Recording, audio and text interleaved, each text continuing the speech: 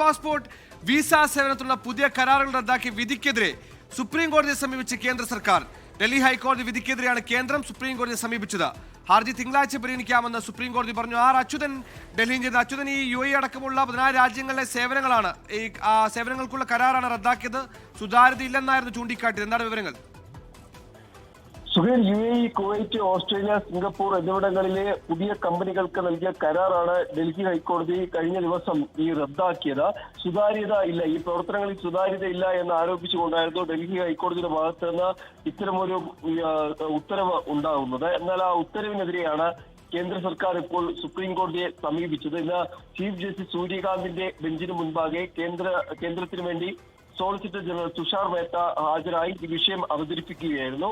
ഏറെ ഗൗരവവും ആശങ്കയോടുകൂടി കാണണമെന്നുള്ള കാര്യം ഉന്നയിച്ചതോടുകൂടി വിഷയം തിങ്കളാഴ്ച പരിഗണിക്കാമെന്നാണ് സുപ്രീം കോടതി അറിയിച്ചിരിക്കുന്നത്. ഡൽഹി ഹൈക്കോടതി വിധിക്കെതിരെയാണ് കേന്ദ്രം ഇപ്പോൾ സുപ്രീം കോടതിയെ സമീപിച്ചിരിക്കുന്നത്. അച്യുതനാണ് വിവരങ്ങൾ നൽകിയത്. സുതാര്യതയില്ലെന്ന് ചൂണ്ടിക്കാട്ടിയായിരുന്നു ഇതുപോലെ 14 രാജ്യങ്ങളിലെ ഇത്തരം സേവനം ചെയ്യാനുള്ള കരാർ അത് അവസാനിപ്പിച്ചത്. പുതിയ കരാർ വിളിക്കണമെന്നും നിർദ്ദേശിച്ചിരുന്നു.